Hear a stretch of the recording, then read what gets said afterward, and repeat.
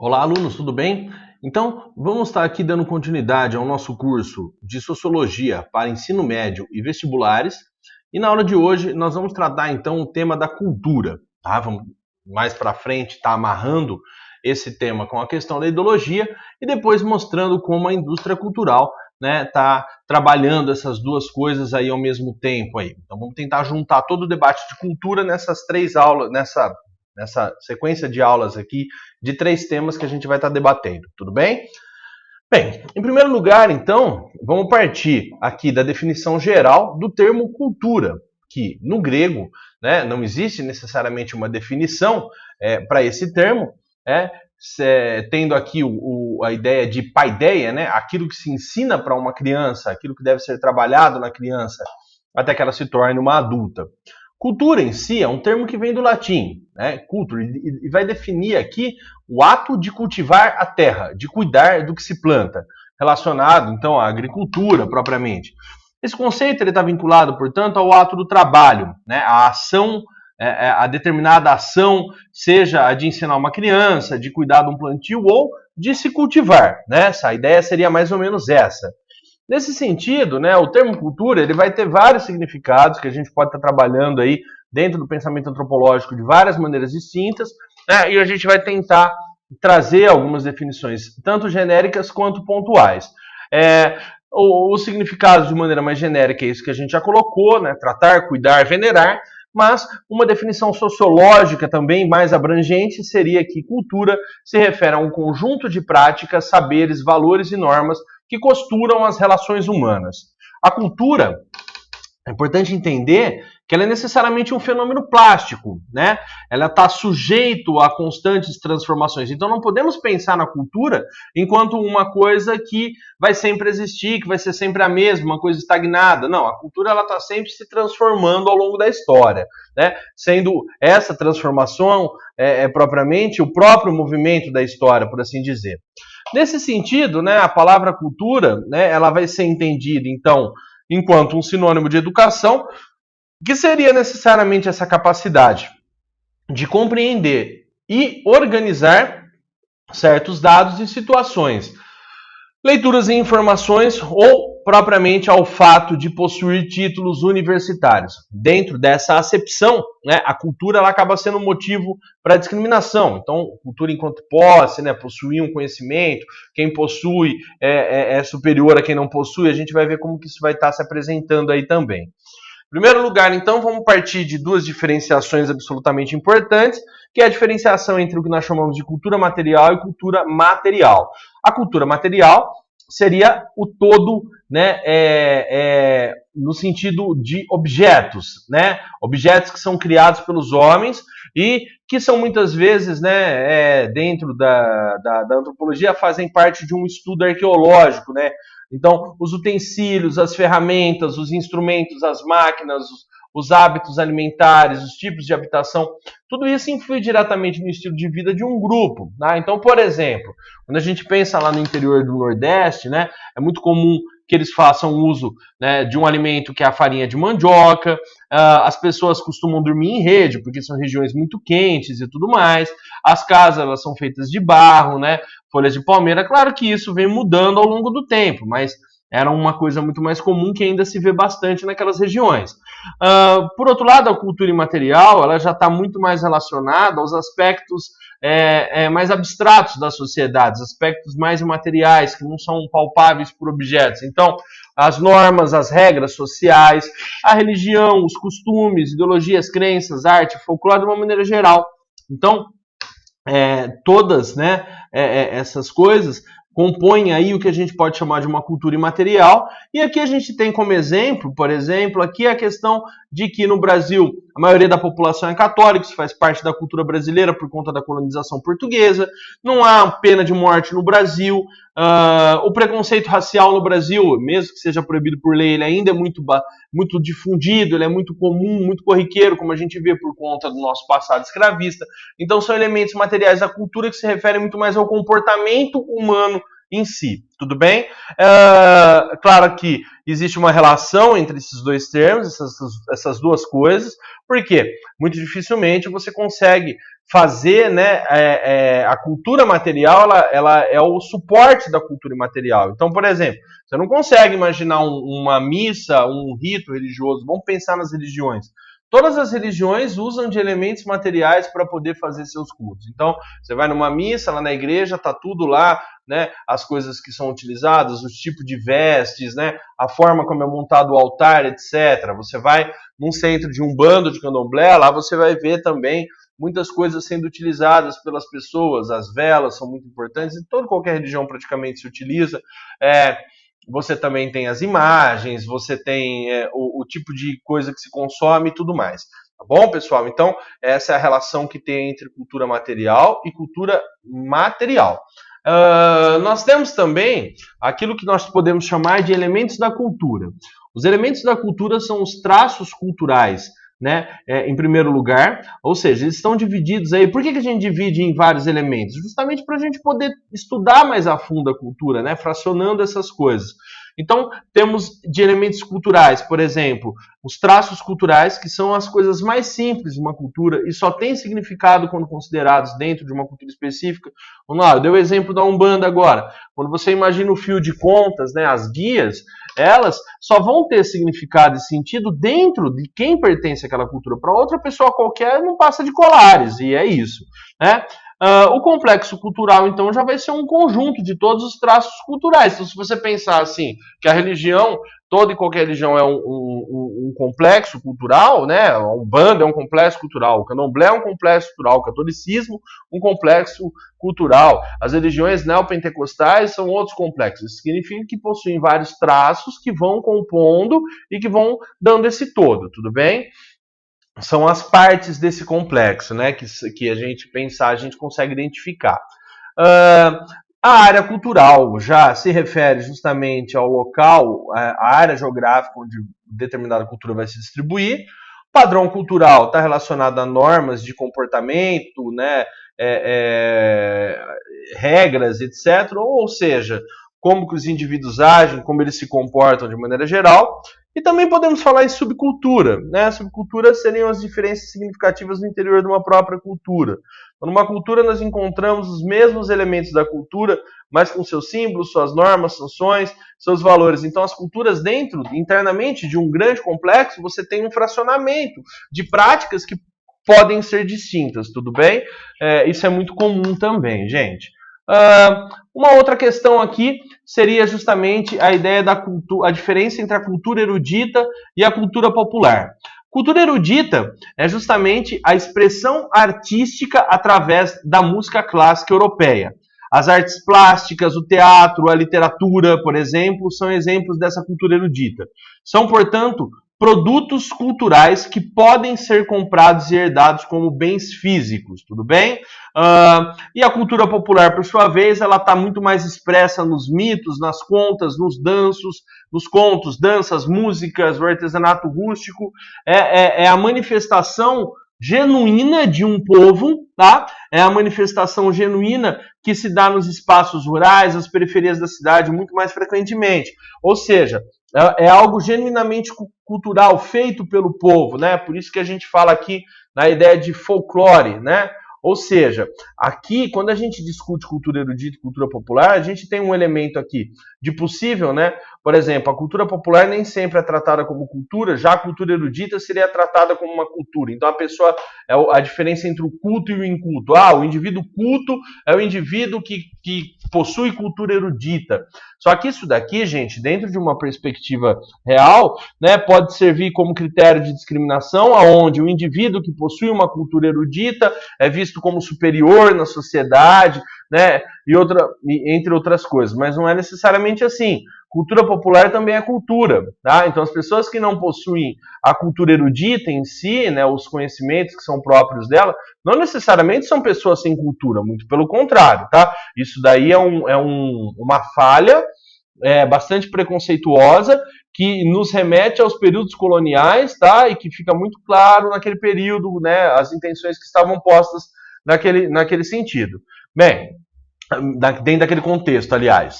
Então, o que eu estou querendo dizer aqui é que a cultura é algo que se faz e não apenas um produto que se adquire. Por isso, comparar a cultura popular e a cultura erudita é algo sem sentido. Quando nós afirmamos que ter cultura significa ser superior e não ter cultura ser inferior, nós estamos utilizando a condição de posse de cultura como um elemento para diferenciação social. E a própria, né, aí a imposição de uma superioridade que não existe. No fundo, ela não existe. Tudo bem? Outros conceitos que a gente trabalha aqui e que é muito importante para a gente compreender o conceito de cultura seria o conceito de etnocentrismo e o conceito de relativismo cultural. A diferença entre esses dois conceitos ela é fundamental que vocês saibam. Tá? Nós temos que ter consciência do que quer dizer cada coisa dessa.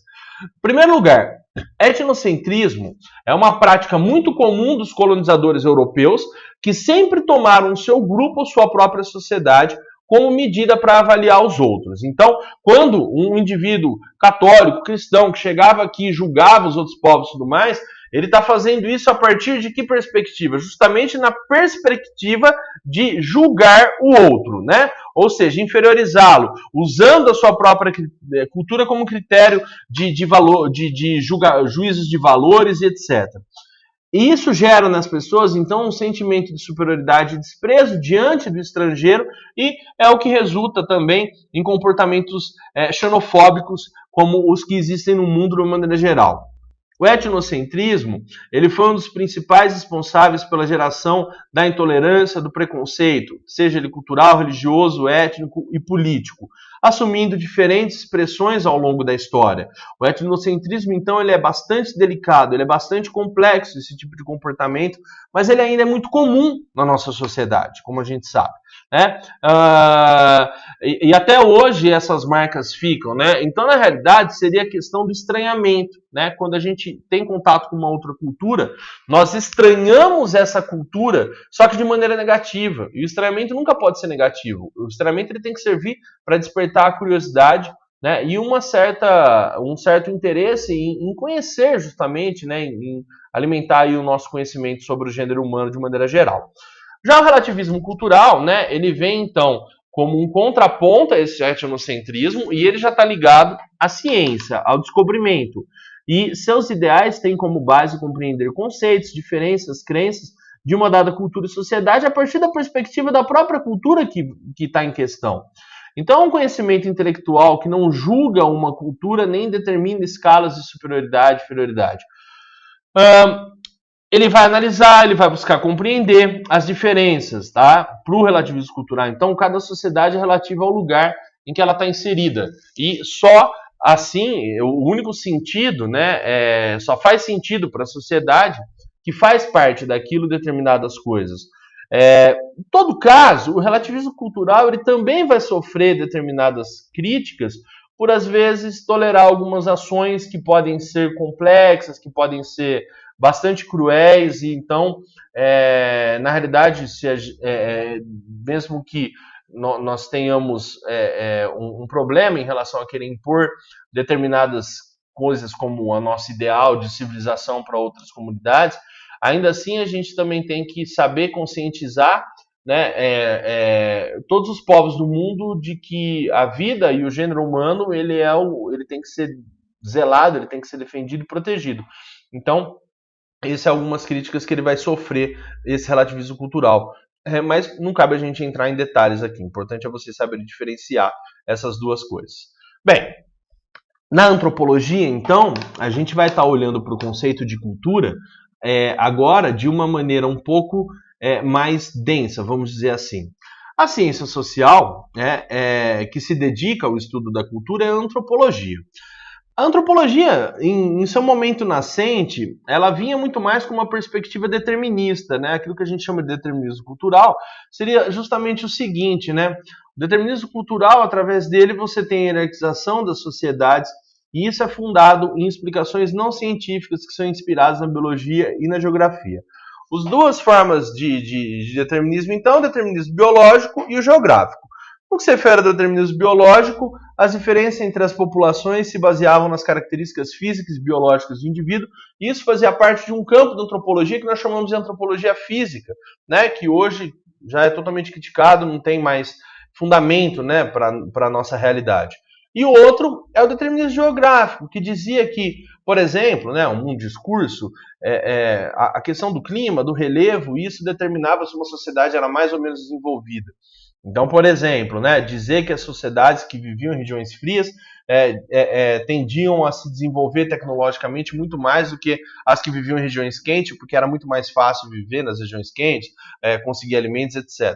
Isso é uma contradição, logicamente, né? Se a gente parar para pensar, por exemplo, nos esquimós, eles ainda vivem de uma maneira bastante simples para os padrões da civilização industrial europeia e vivem numa região até mesmo, às vezes, muito, muito mais fria. Então, são critérios aí que não tem fundamento prático, né? Não tem fundamento na realidade. Então, por isso que você tem aí a antropologia surgindo como um objetivo de se refinar cada vez mais e bater de frente com esses determinismos. A primeira ideia aqui de determinismo, ela vai ser derrubada assim, um pouco com já os primeiros antropólogos. Uma das escolas antropológicas que fez muito sucesso lá no final, né, que também era um pouco determinista, era justamente a escola evolucionista, tá? Que vai ter lá como principal fundadores aí, você tem o Taylor, né, Edward Taylor, mas também tem o Morgan e o Fraser, que são as principais representações, que se baseiam muito aí, né, nas teorias evolucionistas, tanto do Darwin quanto do Herbert Spencer, né, são autores aí que viam que a sociedade, ela na realidade, ela era dividida por escalas evolutivas ao longo da história, né, e aquelas sociedades que se encontravam em determinados momentos eram menos evoluídas que outras. Então, o Tyler já vai partir da perspectiva de que a cultura é um todo complexo, né, e isso inclui conhecimentos, crenças, artes. Então, veja bem, né, moral, leis, costumes, capacidade ou hábito adquirido pelo homem enquanto membro de uma sociedade. Vê que já tem aqui um conceito mais complexo, né, mais avançado de cultura, mesmo sendo evolucionista.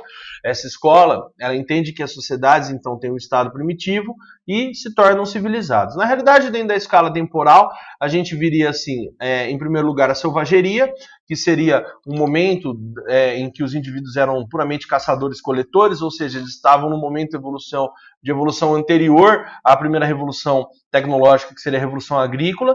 Depois a gente viria no período da barbárie, em que o homem começa a domesticar plantas e animais, ou seja, já sofreu aí uma revolução agrícola, agropastoril. E por fim, né, a civilização, que seria a sociedade que se industrializou. Esse ponto de vista, então, entende que a cultura é resultado de um processo evolutivo. E essas teorias, elas servem de base também, principalmente para justificar o neocolonialismo. Veja bem, gente, evolucionismo mais etnocentrismo foi uma das principais justificativas para a prática neocolonial em África a partir de países europeus. Depois a gente tem uma escola antropológica que também vale a pena mencionar, que é a escola de fusionista, aonde ela rejeita que existe uma unilinearidade postulada pelos evolucionistas, mas ele vai dizer que a cultura ela se dá muito mais por conta de uma difusão de práticas e costumes, ou seja, a cultura é como um mosaico, né? Várias pecinhas que vão tendo contatos com outros povos e vão se encaixando, então os diferentes saberes eles vão se difundindo, né? E vão sendo absorvidos por outros grupos e vão criando aí outra realidade. Uma outra escola das mais importantes aí no início do século XX foi a escola culturalista lá nos Estados Unidos, que tinha à frente o Franz Boas, e esse cara vai defender a visão histórica da cultura, né? Ou seja, para ele, cada cultura tem sua própria história, né? Cada cultura haveria de ter construído historicamente seu percurso. O conceito de civilização, então, ele tem que ser relativizado, na medida em que depende dos parâmetros utilizados para considerar as representações culturais. Então, as diferentes culturas elas são entendidas como resultado de trajetórias independentes, únicas. Não existe uma hierarquia entre quem é superior ao outro. Por quê? As escolhas e as experiências são distintas. Então, cada sociedade está presente no seu momento e é assim que funciona. Essa escola ela foi a maior base para o chamado relativismo cultural, tá bem, pessoal? Outra escola é a escola funcionalista, estrutural funcionalista, uma escola totalmente baseada nas ideias de Emile Durkheim, tá? Uma que entendia que a cultura era definida como um todo integrado, ou seja, um todo estrutural, material e imaterial. uma síntese de instituições. Cada instituição era como um órgão que funcionava dentro de um grande organismo social, que era a sociedade, né? E aí, então, cada uma dessas instituições era responsável pela perpetuação da dinâmica social, porque cada uma tinha uma determinada função e elas eram interdependentes. Se uma dessas instituições deixasse de estar ali exercendo sua função, muito provavelmente a sociedade, de uma maneira geral, também seria lesada, tudo bem? Para a visão funcionalista, que é uma visão contrária à hierarquia entre culturas produzida pelo evolucionismo cultural, as diferentes sociedades elas encontram soluções distintas para as mesmas questões. E isso deve ser necessariamente respeitado e valorizado, tudo bem?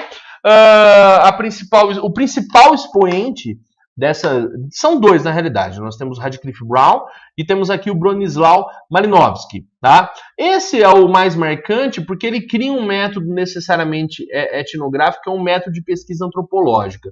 Para esse autor, as culturas assumem diferentes formas, portanto, que são explicadas pelas estruturas sociais, necessárias à conservação da dinâmica social. As formas que eles que assumem o casamento, a educação, a produção de alimento, a política e a religião em diferentes sociedades cumprem funções fundamentais, como adaptação, integração e reprodução de toda a sociedade. Então, ele vai dizer mais ou menos o seguinte: os problemas de toda a sociedade são os mesmos. O modo como eles resolvem esses problemas que são diferentes, mas são similares, ou seja, fazem de maneira diferente, mas para cumprir as funções que são as mesmas. Tudo bem, gente? Então, por isso que é estrutural, tá? Ou seja, estrutural do gênero humano, ou seja, são estruturas que existem em todo o gênero humano e todo mundo tem as mesmas necessidades, tá? Por exemplo, educar os filhos, se casar, ter filhos, se reproduzir, se alimentar e tudo mais. Mas o modo como isso acontece é diferente para cada um. Por fim, a gente vai trabalhar aqui o pensamento estruturalista de Claude Lévi-Strauss. Tá? Esse já é um pensamento muito mais refinado, né? E esse é o principal pensador aí da antropologia contemporânea que houve ali no século XX. O que nós temos aqui, né, é um indivíduo que vê a cultura, um pensador que entende a cultura como um conjunto de sistemas simbólicos. E o que isso significa? Né? A cultura é um conjunto, é um sistema de significações que vão dar sentido para a vida em comum. A arte, a religião, a educação. E esses sistemas simbólicos, eles atuam de um modo integrado e constituem a própria totalidade da vida social. Ele considerava que havia alguns elementos universais da cultura, que a gente chama de estrutura.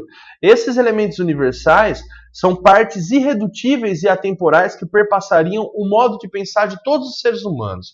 Então, cada sistema simbólico expressa os aspectos da realidade. E dessa maneira, o estudo da cultura deve procurar explicar os modelos inconscientes que determinam os parâmetros pelos quais os indivíduos e os grupos explicam a si e ao seu mundo. Tá? Então, vamos pensar na questão da linguagem aqui enquanto paralelo. Né? A linguagem, ela é uma necessidade estrutural, mas a forma como nós simbolizamos, a forma como cada língua tem um termo para cada coisa, as línguas possuem termos distintos para coisas similares, né? E isso daí, então, faz parte desses universais necessários, né? O Lévi-Strauss também vai falar de um universal da cultura, por exemplo, que é a questão da proibição do incesto. O que ele vai falar sobre isso? Segundo Lévi-Strauss, a proibição de incesto, ela existe em toda e qualquer sociedade. Não porque as pessoas tinham consciência de que cruzando irmãos, você pode nascer filhos problemáticos, defeituosos. Não era isso. Tá? A questão fundamental é que quando o indivíduo vai buscar uma esposa numa outra comunidade, numa outra família, ele está fundando a sociedade. Então a proibição de incesto é universal porque ela funda a sociedade. Olha que interessante esse pensamento. Tá bom, gente? Bem, explicando mais a fundo um pouco, então, depois de se aprofundar o conceito de cultura, nós podemos, então, juntar esse conceito com o conceito de ideologia. Em primeiro lugar, precisamos entender o seguinte: cultura de um povo ela é reflexo das suas ideologias. Ou seja, aquilo que o povo acredita, defende, reflete na forma que o povo se expressa. Isso nos dá a ideia de que a ideologia faz parte da cultura dentro de tradições, hábitos, religião e ideias, Se não tivéssemos ideias, a cultura não poderia existir. Desse modo, a ideologia ela é um termo que possui diferentes significados. No senso comum, a ideologia significa simplesmente ideal, né? Um conjunto de ideias, pensamentos, doutrinas, visões de mundo de um indivíduo ou de um grupo que é orientado para suas ações sociais e políticas. Se vocês escutarem a música Ideologia, do compositor Cazuza, né, vocês vão ver que ela reflete bem esse ideal mais genérico, mais próprio do senso comum no que se refere à ideologia. Aqui nós nos sustentamos principalmente para chegar à nossa explicação do que é a indústria cultural, no conceito de ideologia segundo Karl Marx, em que a ideologia, então, seria esse fenômeno histórico-social decorrente do modo de produção econômica, porque ele era um materialista. Então, as relações materiais trabalhistas da sociedade que geram o modo como a sociedade pensa. Não são as ideias que criam a realidade material, mas o contrário. Então, só que veja bem, a ideologia ela se apresenta, né, enquanto necessariamente a perspectiva da classe dominante. Então, se nós temos duas classes sociais dentro da relação produtiva, uma classe que domina e que explora e a outra que faz o contrário disso, o que a gente vai ter então? A gente vai ter a construção de um imaginário social que é da perspectiva da classe dominante. Por isso que ideologia em Marx é tido como uma inversão entre causa e efeito, princípio e consequência, condição e condicionado, que leva à produção de imagens e ideias que pretendem representar a realidade. Então, ela explica a realidade, mas não como ela é, mas de acordo com o imaginário social da classe dominante. Esse imaginário social é, portanto, invertido, né? É um conjunto de representação sobre os seres humanos e suas relações, coisas, sobre o bem e o mal, o justo e injusto, o bom e os maus costumes, né? Que são tomadas como ideias. Essas imagens, dentro desse imaginário social, constituem a ideologia. Então, é o que faz, é o que subverte a imagem real e que nega as desigualdades sociais. É a ideia meritocrática de que as pessoas elas só não têm sucesso na vida porque depende delas propriamente, elas não se esforçaram o suficiente, não são inteligentes, não possuem talento, são preguiçosas. Tá? É a ideia social de que não existe classes sociais, ela nega a existência da desigualdade das classes sociais. Tá? Então são vários fatores aí, né, que tentam, na realidade, manter a classe popular, a classe trabalhadora, alienada e sem ter consciência da realidade na qual ela está inserida. Beleza? Olha só. A função primordial da ideologia é ocultar a origem da sociedade. E a sociedade se origina das relações de produção, como relações entre meios de produção e forças produtivas sob a divisão social do trabalho. Ou seja, diz que a origem da sociedade vem de tempos remotos, coisas muito doidas aí, né? Ela tenta dissimular a presença da luta de classes, né? O domínio e a exploração dos não proprietários pelo proprietário privado de meio de produção. Ou seja, nega o fato de que os trabalhadores são explorados, né? Aí vem com aquele discurso que, na verdade, eles não são empregados, funcionários, eles são colaboradores da empresa. Isso é um discurso totalmente ideológico, gente. Nega a desigualdade social, né? Ou seja, a desigualdade social é fruto de talentos diferentes, da preguiça, né? O indivíduo tem uma disciplina mais laboriosa, o outro não. Oferece a imagem ilusória de comunidade, né? O Estado, ou seja, o Estado existe, mas ele não cumpre suas funções. Ele está sempre atendendo os interesses da classe dominante. Originado do contrato social entre homens livres e iguais, ou então, como dizia na Idade Média, de uma força divina, qualquer coisa que seja. Tá? A ideologia, gente, ela é a lógica da dominação social e política. É importante entender isso. Tá? Nesse sentido, então a gente pode falar da relação que existe entre a cultura e a ideologia.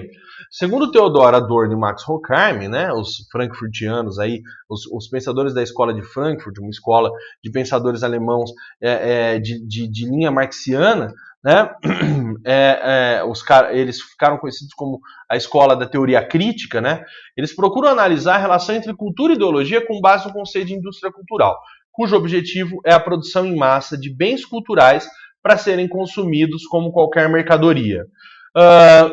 No início do século XX, então, esses pensadores da teoria crítica, né, vão se reunir e vão estar trazendo um novo debate dessa relação aí, cultura e ideologia. Em primeiro lugar, é importante entender que a indústria cultural e a cultura de massa são fenômenos próprios da produção cultural do capitalismo contemporâneo, tá? É próprio desse modelo de sociedade que existe sob esse modo de produção. Então, a produção da indústria cultural, ela vai atravessar verticalmente toda a sociedade. O que significa isso?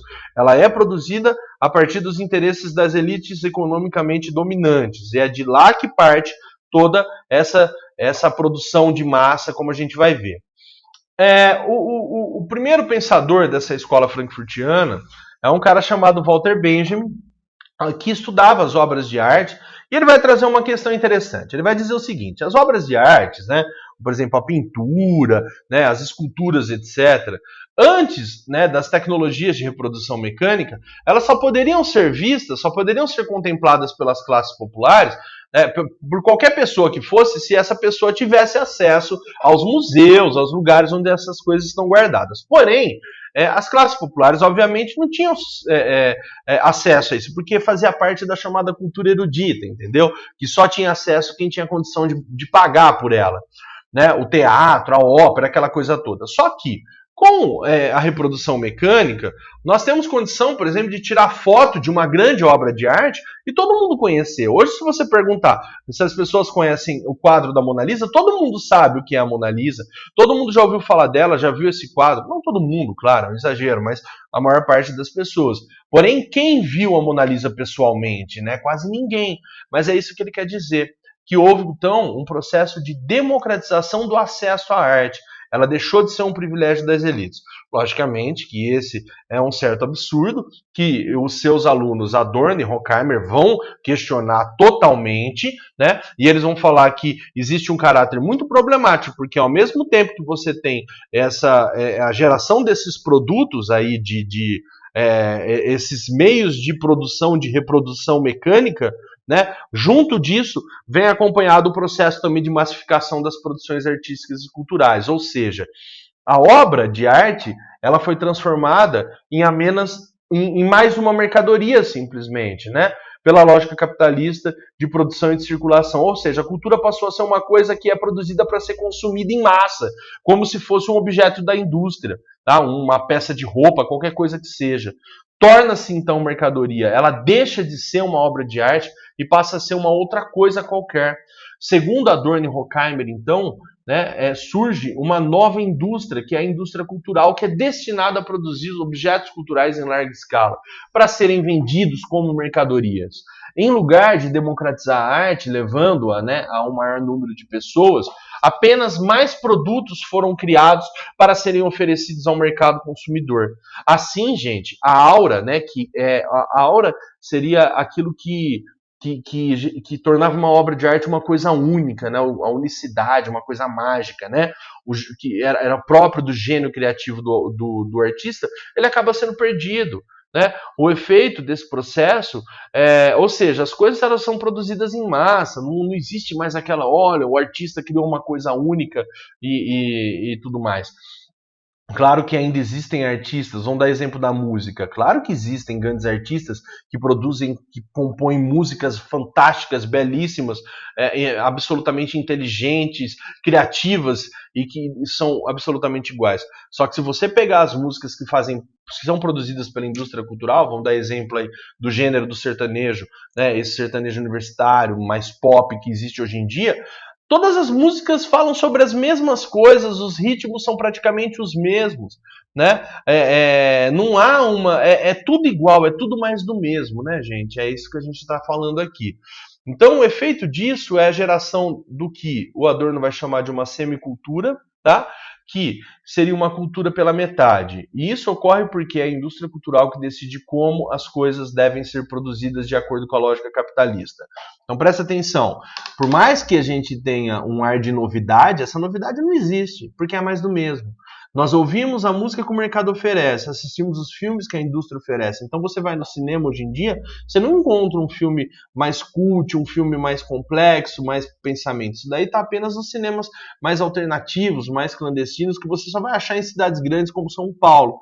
Os cinemas, as grandes redes cinematográficas, só passam os famosos blockbusters, né? Que seriam os filmes que fazem grande sucesso, cheios de efeito especial, que não tem muita reflexão, mas é só pancadaria, um monte de efeito, aquela coisa toda, né? A música que a gente tem acesso no rádio, na televisão, é a mesma coisa, né? Não tem as grandes produções musicais, elas nem tocam em lugar nenhum, né? São rádios alternativas, rádios menos ouvidas, com pouca audiência, tá? Entre outras coisas, os livros, quando você vai numa livraria, você entra, o que você vê nas gôndolas de exposição, onde coloca-se um monte de livros, são aqueles que conseguem pagar muito mais para ter esses livros expostos.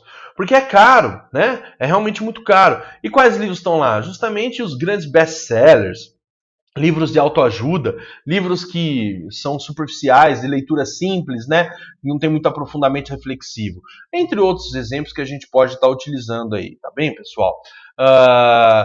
Nós então pensamos que escolhemos, mas não, a gente apenas escolhe entre o que a indústria cultural disponibiliza, tá?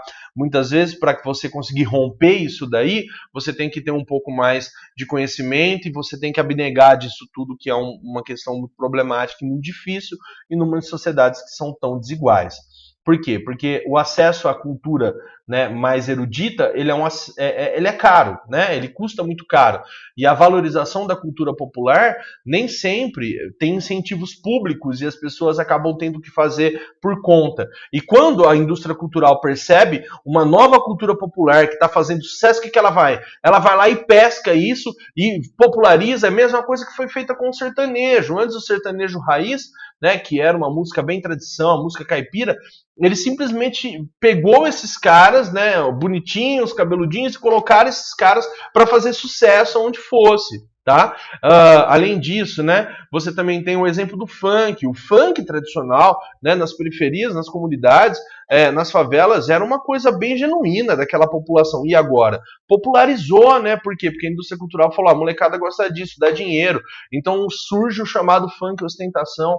A música da periferia deixa de ser uma música de contestação social como o rap, o hip hop, e se torna uma música que vende, né, os ideais da indústria cultural, da ideia do consumo. São jovens que... Então, a gente vai trabalhar alguns exemplos aqui, vocês vão entender.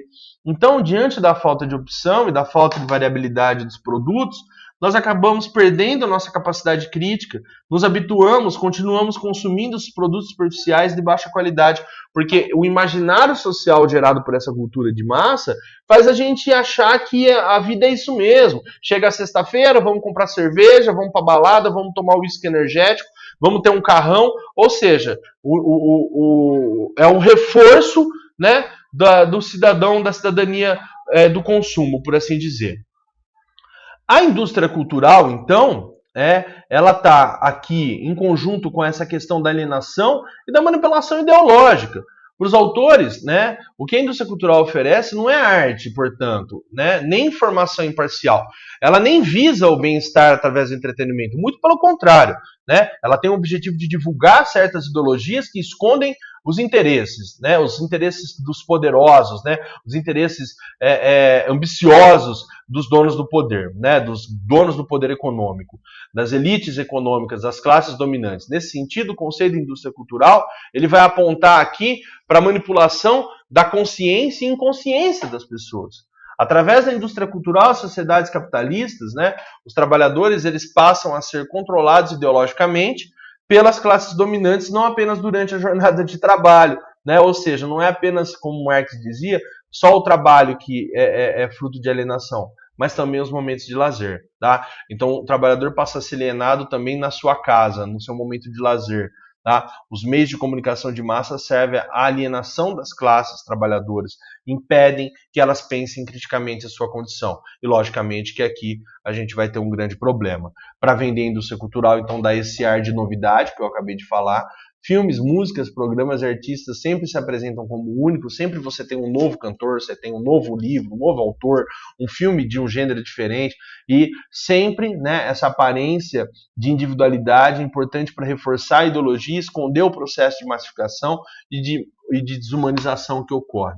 Então a indústria cultural impede a formação do indivíduo autônomo, lembrando que a autonomia é a capacidade de auto-governar. E se o indivíduo não é autônomo, se ele não tem a capacidade crítica de julgar e decidir conscientemente sobre sua própria vida, o que vai acontecer?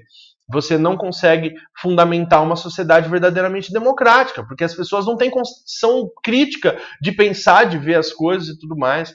Elas acreditam o tempo todo que elas estão ferradas porque elas não se esforçaram o suficiente, que elas não têm o talento, a inteligência que o outro tem, e elas acabam aceitando, se resignando à sua condição, né?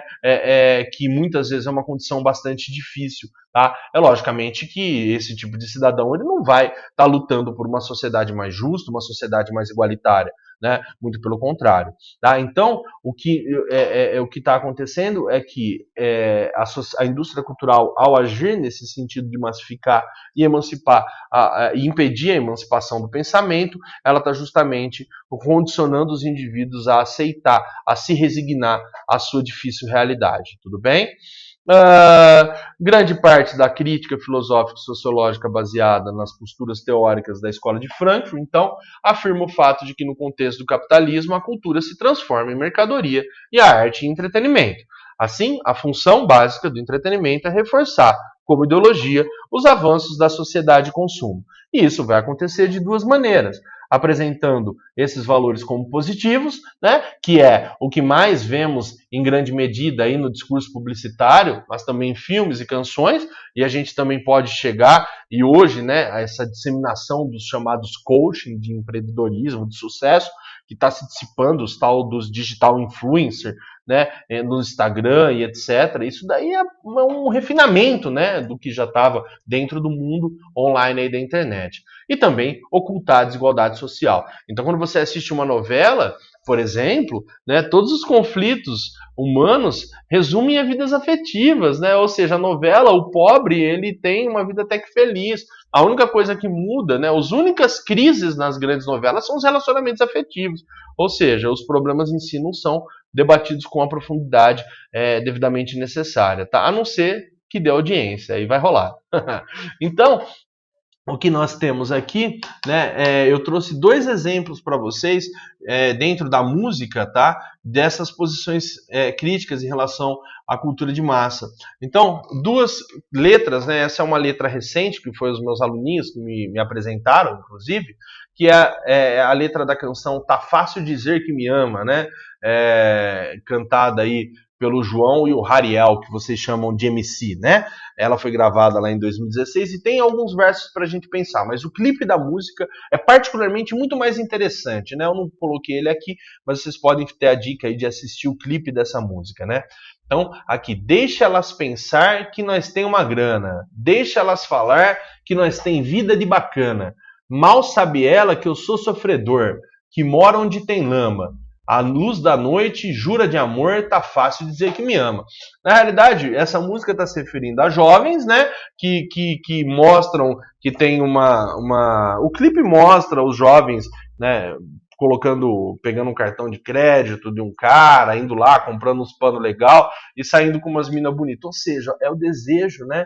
Que esse tipo de cultura objetiva gerar na periferia propriamente, né? O jovem, ele só vai ver uma vida plena, uma vida melhor, se ele tiver condição dele ter acesso a espaços sociais no qual, em teoria, ele não é nem mesmo aceito, né? Então, essa coisa, né? Como a gente pode ver. Ou seja, e também você tem aqui a banalização do sentimento, né?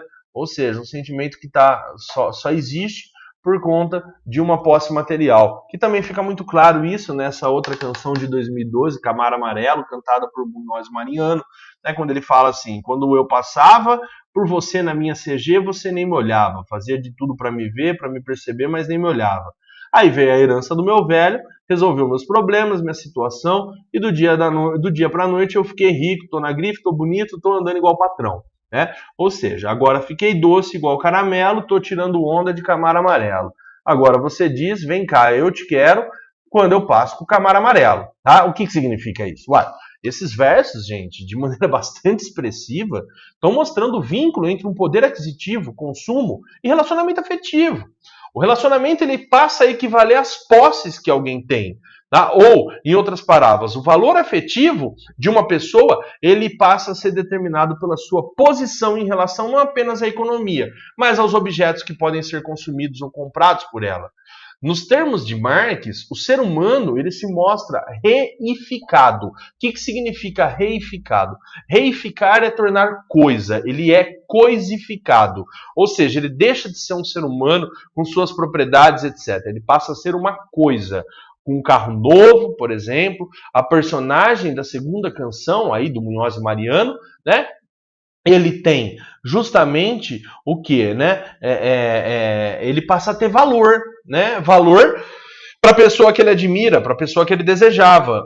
Tá? Só que quando ele tinha uma motocicleta de baixa potência, ele não tinha isso, né? Então, ele não é visto e nem notado. Dessa forma, gente, do ponto de vista desse modelo crítico que nós estudamos aqui, né, sobre a indústria cultural, as produções, dentro do contexto da indústria cultural, numa grande medida, oferecem, então, uma forma de reforço ideológico dos valores da sociedade industrial de consumo. Porém, como destaca o Adorno Horkheimer, mais do que seu caráter edificante de entretenimento das massas, a indústria cultural ela tem o objetivo necessariamente de oprimir e alienar as classes trabalhadoras. Tá ok? Então, esse debate ele é um tanto quanto interessante. Bom, pessoal, eu vou pedir aí para vocês cumprirem as obrigações de vocês com seus estudos, releiam, façam anotações. E essa aula, então, a gente termina por aqui. Tá? Bons estudos para todos e até a próxima, pessoal. Um abraço.